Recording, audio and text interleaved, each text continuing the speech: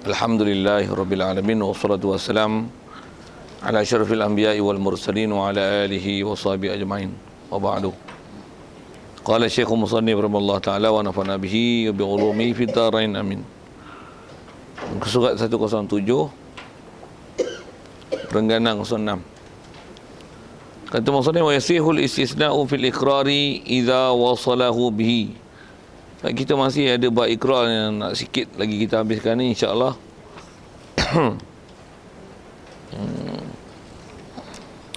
Kata dia sah istisna pada istiqrar, pada ikrar. Sah istisna idza wasalahu bihi, apabila menyambung ia mustasni ataupun ia muqir, hu akan istisna bihi bi ikrar, dengan ikrar dia. Jadi apabila ada pengakuan seseorang terhadap satu benda, ikrar apa, takrif apa, kita lepas semua dah. Nak cerita tentang istisna. Jadi sah ada pengistisnaan pada percakapan seseorang.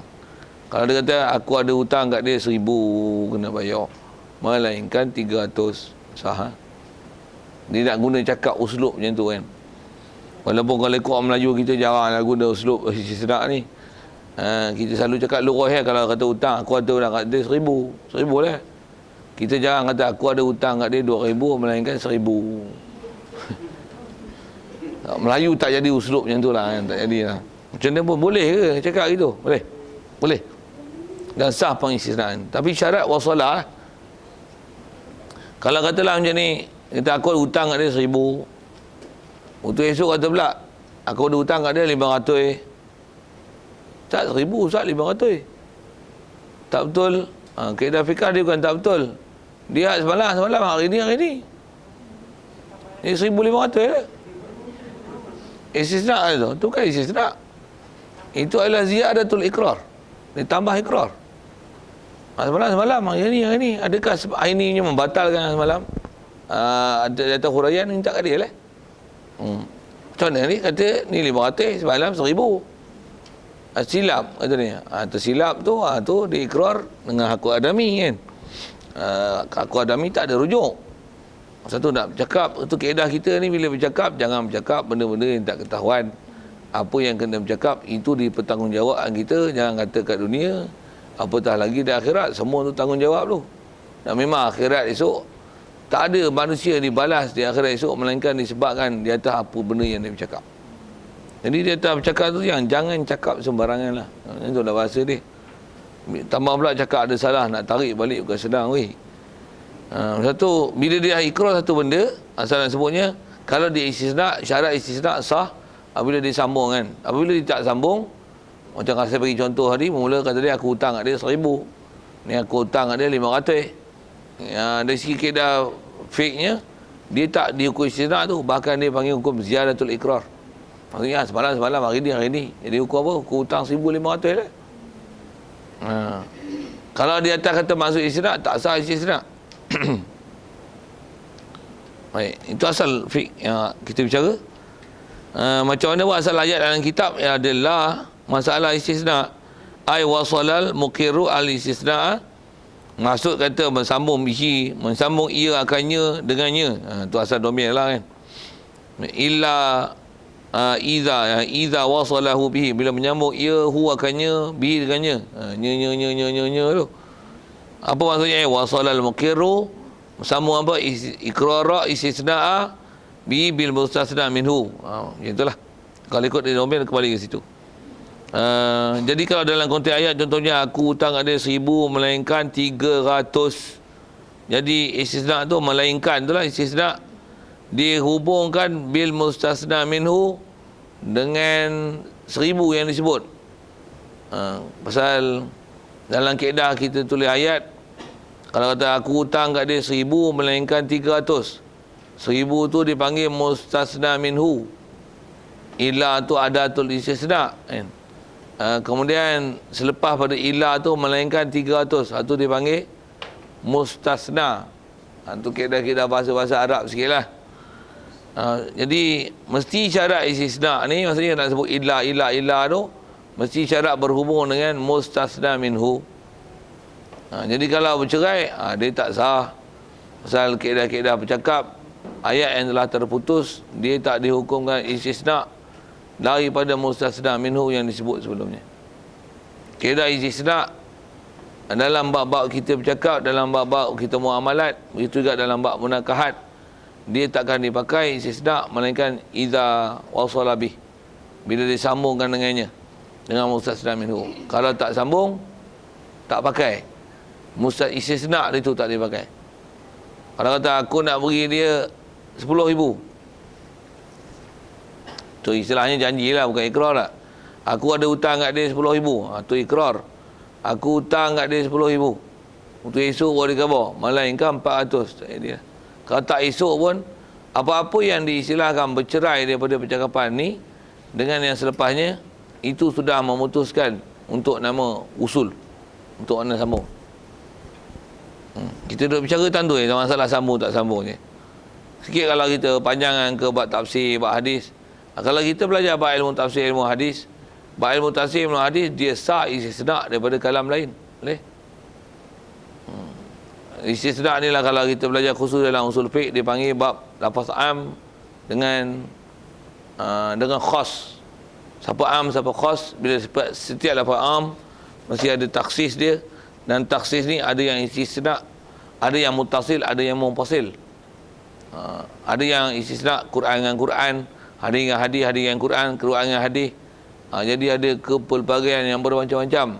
Tu yang bila nak bahas bab hukum Quran hadis, pasal nak bahas ini percakapan tak lain, ini percakapan tak lain, ini masa lain, percakapan Rasulullah tak lain, percakapan Rasulullah tak lain, ini permohonan tak lain, ini permohonan tak lain, apa, macam mana nak relatekan semua ayat Quran tu supaya dia betul dan tepat. Yang ni memang kena ahli dia, pakar betul. Itu Quran. Macam mana pun saya sebut tu Quran sikit. Kalau tu yang belajar usul fiqh, kalau bukan ahli dia, tumbang. Dia akan jadi masalah. Belajar bukan faham, lagi tak faham. Pasal dia tak faham apa yang sepatutnya ilmu ada pada dia dan kemahiran sebelum dia nak mengeluarkan satu hukum daripada pernyataan, perkataan yang berbeza-beza tempat. Pasal dia ada syarat macam-macam tu. Disiplin ilmu yang besar kena jaga. Jadi dengan apa kita bicara ni, cuma dia bukan bab Quran, jadi maksudnya tengok perkataan dia cakap je lah. Jadi kalau dia cerai kan, dengan ada istilah, ada satu benda yang menceraikan percakapan istisna dengan apa yang mustasna minhu, itu menyebabkan jadi tak sah istisna. Itu je lah. Kalau contoh dalam bab nikah, lalu dia sebut kelagi-kelagi dia gaduh, dia lepas talak lah selalunya. Aku ceraikan kau dengan talak 3 melainkan 2. Satu lah. Kecuali tu. Jadi kalau 3 melainkan 2, 1 lah. Kalau dia codik sikit macam ni, aku ceraikan kau talak 3, bagi suspense sikit, melainkan setengah. Setengah dia pun. Berapa je tu? 3. 3 melainkan setengah. Berapa tinggal? 2,5. Ada talak 2,5? Tak ada, 3. Yang tu sikit ke bab tu. Pasal bab talak dia tak ada setengah-setengah. Aku cerai kau talak setengah. Jatuh tak? Jatuh satu. Mana ada talak setengah? Aku talak hidung kau, kata dia. Talak hidung kau. Mana ada talak hidung je. Talak orang lah weh. Dia kata jadi talak satu. Itulah sikit dengan bahasa talak tu. Apa nak sebut ialah, kalau bab duit boleh. Aku hutang kat dia 1,000 melainkan RM25 45 sen. Boleh, sah. Tolak lah. Jadi istisna tu maksudnya pengecualian, tolak lah. Jadi kalau kata 1,000 melainkan 300, melainkan tu istisna lah tu. Boleh. Sehingga faham cakap Arab, pokoknya ada yang tak faham, pokoknya istisna tu benda. Ya Allah. Oh, pandai dah. Ada tengok nanya macam-macam. Sorry. Baik. Fa in fasala bainahuma bisukutin aw kalamin kasirin ajnabiyyin darra. Apabila mencerai ia seorang mukhir, orang yang berikrar, bainahuma antara istisna dengan mustasna minhu. Jadi saya bagi sebut lagi contoh apa mustasna minhu tu. Macam mana pun kalau tak faham dengan konteks Arab tu, benda yang dikecualikan tu dengan apa yang nak dikecuali, dia mesti ayat dia bersambung. Nak sebut tentulah kan. Sebab memang kaedah kita bercakap pun, Melayu kita pun, kita akan menerima prinsip nak mengecuali-kecuali. Ini ayat bersambung lah. Kalau dah lepas istilahnya jangka masa hukum bercerai daripada ayat pertama, lepas tu barulah nak dikecualikan, nak tarik balik percakapan tu tak boleh tarik balik. Istilah tarik balik pun bukan boleh tarik balik, dia cuma boleh istisna. Ada pun tarik balik dengan mana membatalkan terus, istisna dia tak sah. Contoh, aku ada hutang dia 1,000, melainkan 1,000, jadi kosong-kosong lah, tak ada. Aku hutang dia 1,000, melainkan 1,000. Pasal istisna dia tak boleh menghabisi, dia akan jadi hukum mulgha, lara kalau kita belajar buat istisna. Kalau begitu juga, kalau contoh ke talak tu, saja ke sana sikit pasal nak sebut ada istisna tu. Cerai talak 3 melainkan 3. Kalau ikut kosong kan tak? Berapa? 3. Lara mustasna. Mustasna tu tak pakai. Jadi cakap bodoh macam tu. 3 melainkan 3 kosong. Mana ada talak kosong? Tu apa? 3 lah. Jadi maksudnya mustasna tu tak pakai. Maksudnya yang dikecualikan tu tak dipakai. Kan tu jangan silap cakap lah bab-bab tu.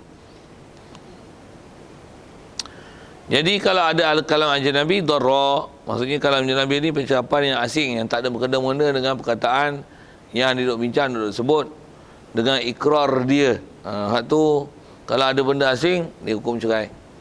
Baik, amat sukutu yasiru, ada pun diam yang sebentar, kasaktati tanafusin, seperti diam untuk bernafas, fala yadurru, maka tak jadi mudarat ia sukut yasir. Diam yang sebentar tu tak memudaratkan, dengan mana dia tak dihukumkan bercerai. Ayat yang mustasna dengan mustasna minhu. Untuk istilah-istilah Arab tu saya pakai gitu je lah. Rasa boleh tangkap tu kalau perhati dulu tu. Baik. Fa in istaghraqahu nahu. Fa in istaghraqahu, jika menghabisi seseorang, dia akan mustasna minhu. Istighraq ni kalau bahasa Arab, habisi maksudnya, contoh saya bagi tadi, aku hutang dia 1,000 melainkan 1,000. Itu istilahnya istighraq, menghabisi.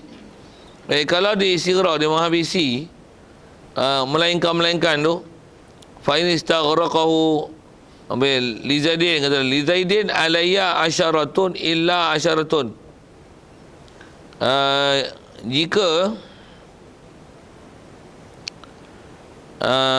bataan li Zaidin, bagi Zaid, kata dia, alayya, kata aku, asyaratun 10, illa asyaratun, melainkan 10.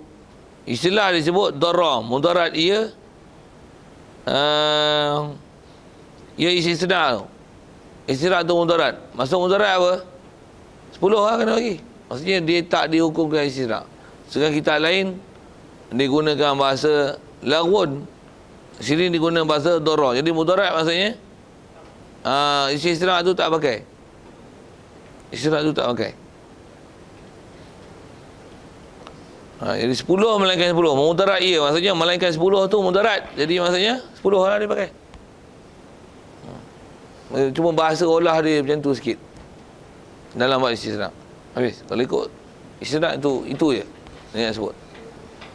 Apa-apa bab kalau ikut istisna, ini sipir dia. Syaratnya kalau ada sebab kalam bercakap bersambung, lepas tu jangan menghabisi, jangan mengisi gerak.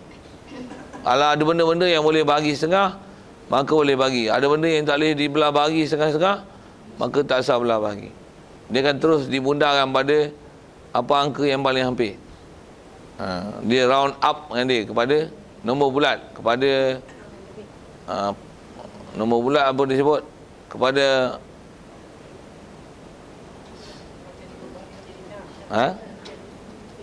angka bulat kan, angka bulat kan. Dia bukan pecahan, kepada angka bulat. Apa bahasa dia, pemalar kan. Bahasa matematik sikit. Tak faham sudah lah. Itulah macam tu lah bahasanya. Jadi kalau 8 kupang boleh, 85 mesin boleh, jenis-jenis boleh lah kan. Tapi kalau jenis benda yang tak ada bahagi setengah-setengah sekat, tak boleh lah. Jadi kalau tak boleh macam mana? Bundar kan dia, round up kan dia, kepada nombor yang terhampir, terdekat. Dan untuk cermat tu jangan round down kan, tapi round up. Aku ada hutang kat dia RM13, 2 kupang. Berapa? Kalau nak mudah lah 14. Jangan jadi 12. Kita pula pandai-pandai maafkan kat dia. Dia tak maafkan kita. Tu. Asal nak sebut tangan kedah cermat tu. Dia yang kata kedah cermat dulu tu pun ulama-ulama dulu ajar kat kita supaya jangan bercermat nisbah kita nak ikrar ke orang, jangan ikrar rendah pelepas diri kita, tapi upkan dia untuk kita bertanggungjawab dengan dia. Bahasanya gitu. Jadi ada hutang RM13 RM2, bagi je lah 14. Macam tu lah kot. Kalau nisbah ikrar, saya ada hutang kat dia RM14. Orang tu berdengar bukan 14, RM13 RM2. Oh, yang ni I dah round up. Saya telah bunda kan. Saja main bahasa itu sikit. Okey, siap. Ada soalan? Istisna.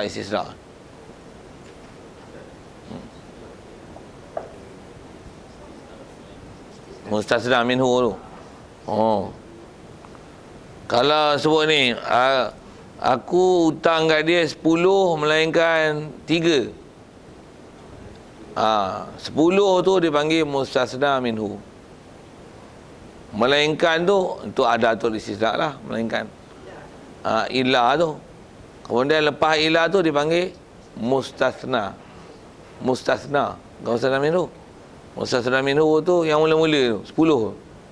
Hutang ni 10 melainkan 3. 10 tu dipanggil mustasna minhu. Mustasna minhu. Ada istisna. Ada tu ada tu istisna. Lepas ada tu istisna tu baru dipanggil istisna tu pengecualian. Bab ni kalau kita belajar nahu dia mudah lah. Bila tak belajar nahu dia susah sikit istilah-istilah tu. Macam tu kot. Masa boleh tangkap tu. Ada lain. Baik, selesai. Dan saja lajukan je tu pasal orang Melayu tak bercakap macam ni kan. Kita tak tahu lah. Janganlah ada orang bercakap gini. Selalu ayat-ayat macam ni untuk buat gempak boleh lah kan. Nak buat gempak orang. Maksudnya dia dengar elok. Melainkan. Dan uslub ni ialah uslub penceramah. Menarik perhatian. Nak bagi orang attention. Tuan-tuan semua ni. Dia bubuh satu ayat lagi. Kita dengar. Melainkan. Jika dia bubuh belakang tu, kita pun berhati. Baru kita ambil perhatian. Jadi salah satu uslub penyampaian balaghah, supaya ada balagh, adalah kaedah istisna. Satu Quran sebutnya, innal insana lafi khusr. Sesungguhnya manusia mana? Al-insan. Selagi nama insan dalam kategori insan, dalam pertakrifan insan ni fi khusr. Takut kita dengar ayat Quran pula yang cerita Allah Ta'ala weh. Macam gerun tak? Alamak, kita semua duduk dalam rugilah kita. Aduh, habislah kita. Illal ladzina amanu. Lega sikit. Itu kata istisna. Cuma kita dah bukan uslub Melayu, dah tu Arab pun tak faham kan. Satu, kalau kita apply dalam bentuk penceramah, katalah ada permohonan borang, betul kita minta dia beri pengisytiharan, siapa diterima tak diterima kan. Permohonan ada 10,000 orang. Kita pun pegang mikrofon, ada buat press conference kan. Sidang akhbar, masuk TV 9 1 sampai 9 tu masuk nombor. Okey. Dengan ini saya mengisytiharkan permohonan yang berjumlah 10,001 orang. Itu tidak ada satu pun yang diterima. Melainkan. Kan suspend tu. Tak terima seorang pun. Melainkan 3. Ayat tu press padat. Kalau ayat berbeza dengan ayat macam ni, semua permohonan itu yang diterima 3 orang je. Dia lain dia tak gempak. Macam hadiah tempat ketiga jatuh kepada dia gempak tu kan. Ahmad Ruzaini Abdul Rahman jatuh tempat ketiga. Tak payah. Dia tak payah tu. Itu uslub penyampaian.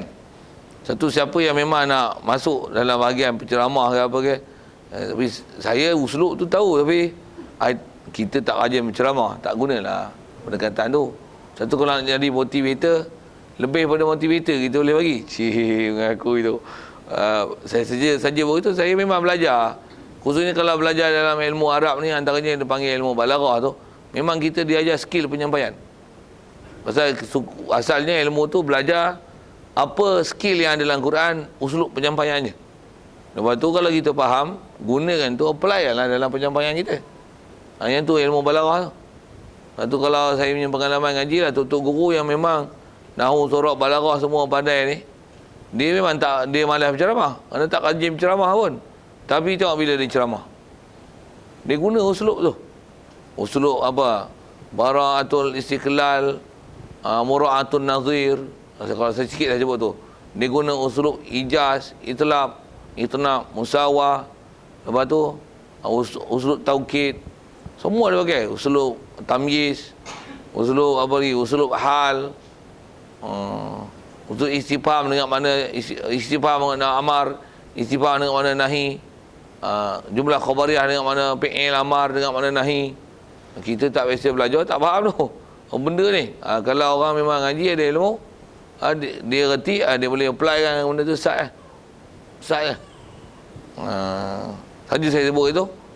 Saya sebut tu pasal pengalaman saya dalam bab-bab macam tu lah, khususnya dalam bab penyampaian ni. Pasal dulu pernah ambil sikit cerita pengalaman tu lah. Lari sikit pada baca kitab tu. Macam mana pun nak cerita uslub istisna. Masa pernah ambil diploma pendidikan dulu, kita belajar pondok lah. Ada belajar ambil kaedah-kaedah penyampaian, PMP, belajar apa tu, pedagogi, ilmu penyampaian dalam kelas kan, PMP, pengajaran, proses pengajaran, pembelajaran, macam mana teknikal dia, apa-apa. Tak ada pun. Tapi bila pergi ikut kelas diploma dulu, adalah ikut kelas diploma je pun. Up lah sikit pada sijil. Belajar. Tengok. Oh tu dia ceritalah, yang ni kaedah ni. Kata, semua aku tahu lah. Hadis semua kita tahu lah. Oh tu adalah bila waktu praktikal, kita gunakanlah skill kita dah belajar lama dah tu. Kata dia, komen bersyarah, oh Ustaz, bagus. Pendekatan yang saya tak ajar pun dia boleh buat. Aku dah lama nak ngajar, aku tahulah. Kita ngajar memang kita guna skill tu dengan soal, dengan jawab, dengan tanya, dengan bagi takrif, bagi definisi, ada taukid, suara keras, suara tinggi, tak mana. Kita dah pakai lah. Itu nak apply, nak dapat CJ pun. Bayar mahal lah tu. Tapi nasib baik sekolah bayar. Gambar sendiri tak ada pengambil pun. Sekolah yang saja suruh pergi ambil. Supaya orang-orang sekolah bahagian pengurusan ni, istilahnya taklah CJ pondok je, adalah akademiknya sikit. Itu je tujuannya. Jadi sekolah bayar, pergi lah belajar, dengar pasal liga itu. Apa nak cerita ni? Cerita uslub penyampaian tu. Jadi memang guru dia perlu lah tu. Dia psikologi, kita dah belajar lama dalam fiqh, dalam tauhid, belajar lama dalam balaghah, apa psikologi itu, nak uslub apa, panjang pendek, ayat apa penyampaian, orang suka tak suka, minat tak minat mengaji, semua dah belajar dalam ilmu asal. Mehat tu psikologi duduk dalam poket. Tengok, yang ni orang tak minat ni, yang ni gelak ni, lain. Yang ni duk ni ngantuk ni lebih tidur, yang ni nak mengaji tapi tak apa nak faham. Betul, macam mana nak dia faham? Tulis, cari lah. Cuma kadang-kadang tinggal lah skill tu. Maksud apa? Nak ngaji dengar, tak larat lah nak tulis. Okay. Saya sebut saya. Dia jadi malas lah. Lepas tu kalau pondok, sikit lagi sebut pondok. Tok guru kadang bukan benda dia tak tahu. Tapi dia dah format dia macam tu. Maksudnya format baca kitab ni macam mana? Apa objektif pun lalu urai. Dah lah. Itu yang mana tu? Yang bersungguh panjadah wajadah. Larat kan semua nak pakai. Dulu OHP kan nak pakai slide. Letih Kalau ada benda yang kita nak jimat masa, ada objektif tertentu dengan masa, saya kata kita ikhtiar kan. Tapi takkan semua subjek nak pakai slide. Letih tengok slide. Kalau dah buat sekali tak boleh pakai sepanjang hayat. Tapi yang mana tak buat lagi, letih ke nak mengadap komputer tu. Sikit ayat-ayat gitu. Bukan tak pandai, tapi yalah baca manual aja, hampa buat slide. Sikit, habis tu. Jadi asal cerita istisna sulah sikit untuk jelutih panjang itu. Wa huwa ikrar ni kata dia pihal li sihhati wal maradi sawaun. Okey. Sikit isu ni, yang ni pun penting nak faham. Kata dia ikrar pada ketika sihat dan marad dan ketika sakit sawaun, sama. Sama sudut mana? Sama dari sisi sudut sah ikrar. Sama dari sisi sudut sah. Baik. Cuma selalunya bila waktu sakit dengan sihat ni, ini pun kita tengok atas urus manusia lah. Manusia bila dalam keadaan sakit, tambah pula dia tahu sakit ni bawa dia gol tu matilah maksudnya. Biasanya ikrar tu lebih kuat dan lebih kerap berlaku berbanding dalam masa sihat. Macam mana pun kalau ikut dia faktor-faktor iman, ada benda yang merangsangkan dia untuk dia bertanggungjawab di atas apa benda yang sepatutnya dia tanggungjawab di situ. Biasanya itu adalah perkara mendorong menyebabkan berlakunya ikrar. Kita ada hutang, kita macam mana? Tak sedar hati, tambah duk sakit dah mati, kita mesti sebutnya. Kau ada hutang kat orang ni, kalau tak bayar macam ni. Ataupun ada benda tak selesai, kita kata apa? Kalau aku mati benda ni bagilah kat dia. Siapa? Sepatutnya dia bagi aku, tapi kena bayar. Tapi dah tak habis, tak apalah, yang dah bayar tu kita sedekah je kat dia, yang ni pulang balik kat dia. Jadi mesti ada hitam putih tu. Jadi orang nak mati selalunya memang dia akan sebut benda-benda ni. Itu pun orang mati yang beriman lah kan. Yang ada iman memang dia cakap. Yang mati tak ada iman ni, maksudnya tak peduli langsung masalah apa dia nak tanggungjawab akhirat esok, apa nak kena tak kena, dia bukan peduli sikit lah dengan bahasa-bahasa itu. Baik, jadi macam mana pun nak tengok status bab ikrar masa sihat dan sakit sama. Dia banding dengan bab-bab kita akan jumpa akan datang insyaAllah. Wasiat lain. Wasiat dalam bab masa sakit ataupun sihat. Atas nama wasiat dia boleh 1/3. Tapi kalau benda yang bukan wasiat, istilahnya dia panggil hebah.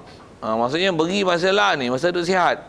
Bukan masa yang kait dengan mati. Kalau aku mati, bagi gini. Yang tu, dia antara pantalangannya tak boleh diwasiat kepada waris. Waris tak boleh wasiat.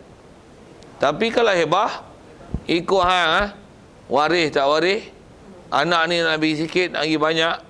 Lepas tu, nak bagi ke orang ke, nak bagi ke orang kerabat ke, adik-adik ke, atau orang yang tak ada kena-mengena dengan kita, ikut hang lah. Hang nak bagi separuh harta, 1/3 harta, semua harta sampai jadi honcong liau apa pun tak ada, boleh ikut hang lah. Pasal apa? Sihat. Dalam bab hebah macam tu, hebah wasiat dia ada lain. Ada pun bab ikrar sihat sakit sama. Katalah masa sihat dia kata aku ada hutang ni 10,000. 10,000. Kalau masa sakit dia kata aku ada hutang ni 10,000, walaupun katalah macam ni 10,000 tu itulah je harta yang ada kat dia. Dia kata ada hutang kat orang ni 10,000, macam mana? Harta habis sekali pun. Pasal ikrar sah. Pasal ikrar bukan wasiat. Wasiat ni istilahnya tabarruk buat kebajikan. Kalau aku mati, duit aku ni, dia kau ada hutang pasal apa? Kau buat macam ni. Kita ada hak 1/3. Ada hak 1/3. Nak 3/3 lah ni. Cash kan ni. Duit berapa ada? 4 juta. Transfer dalam akaun saya. Bagi dapat cash, walaupun bagi semua. Boleh. Kok dia nak bagi? Anak nak komplain, apa ni kami tak bagi sekupan pun. Untuk bawa apa ikat kawan tu sampai habis duit. Ikut aku nak bagi. Boleh saya kata gitu. Boleh. Sihat boleh.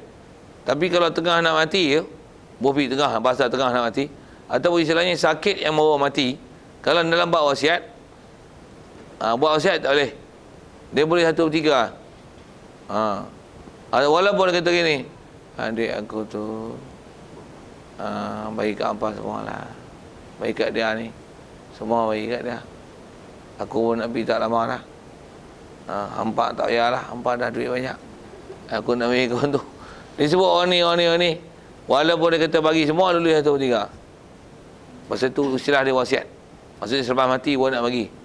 Kalau masa hebah pun, masa sakit, hebah pun boleh 1/3. Harta ni aku bagi kat hampa semua lah. Aku bagi kat hang semua lah. Bagi kat hang semua lah. 1/3 dulu. Kalau masa sakit tu sakit bawa mati. Tapi kalau ikrar, ni semua rumah ni atau benda ni sebenarnya kau rumah aku. Rumah dia, hampa nak percaya tak percaya, hampa punya pasal hampa tak tahu, aku tahu. Aku yang tahu, aku yang duduk rumah ni. Rumah ni bukan milik aku. Ni. Bukan milik dia, dah dia dengan aku. Tapi disebab kita nak jumpa tu satu hal lah. Tapi dia kata kaedah asal bab ikrar masa sihat, masa sakit sama. Pasal orang selalunya dia takkan ikrar, melainkan benda tu memang dia nak tanggungjawab, dia tahu apa yang dia cakap, barulah dia akan bercakap. Satu apa ikrar tu dipakai. Baik. Jadi fi sihhati wal marad sawaun hatta law aqarra syakhsun, sehingga kata sah macam mana, terang mana, jikalau mengaku ikrar oleh syakhsun fi sihhati pada masa sihat dia, bidaini dengan satu